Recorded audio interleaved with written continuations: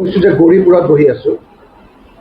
মুখ্যমন্ত্ৰী ডাঙৰীয়া আইনী প্ৰক্ৰিয়াৰে মুখ্যমন্ত্ৰী, যদি তেওঁ খিলঞ্জীয়া হিচাপে অসম চুক্তিক উদ্দেশ্য কৰি কৈছে, মোৰ তাত আপত্তি নাই।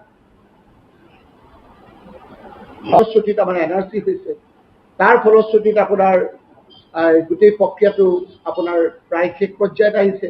সেইখিনি ভাগত যদি উদ্দেশ্য কৰি কৈছে, মোৰ আপত্তি নাই। কিন্তু যদি দেখুওৱা দাঁতটো আৰু খোৱা দাঁত আদানী হয়, যদি এই কথাখিনি কৰিব কৈ আদানী হয়, তেতিয়া মই সজোৰে কৈছো যে আজি মুখ্যমন্ত্ৰীৰ চকুত সকলোতকৈ ডাঙৰ খিলঞ্জীয়া হ'ল অসমৰ আদানী। কেৱল আদানী, কেৱল আদানী, কেৱল আদানী খিলঞ্জীয়া, বাকী কোনো কথা বতৰা নাই।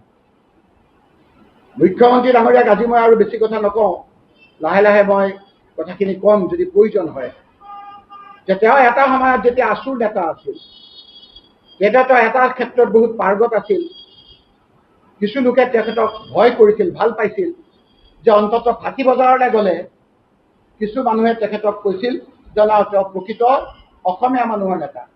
দুই এটাক বাদ দি তেওঁ তেতিয়া বিভিন্ন ক্ষেত্ৰত কৰিছিল। কি কৈছিল বেলেগে বুজি নাপাব, বুজোতাই বুজিব।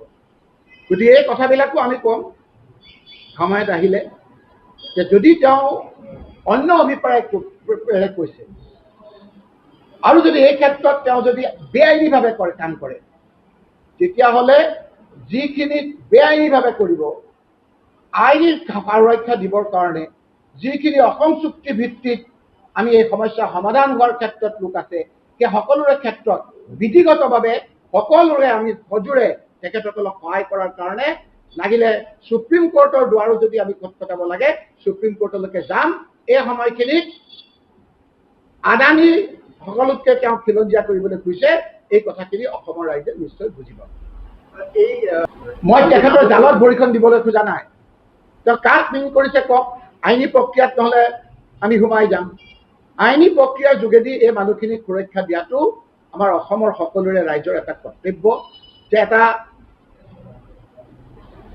চোৰ পোৱা এটা সমস্যা, অসম চুক্তি আমি কৰিছোঁ, অসম চুক্তি ভিত্তিত যদি হয় আমাৰ আপত্তি নাই।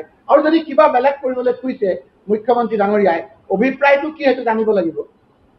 যদি অভিপ্ৰায় আদানী হয়, যদি অভিপ্ৰায় খিলঞ্জীয়া অকল আদানী, তেতিয়া কিন্তু আমাৰ দুৰ্ঘোৰ আপত্তি আছে।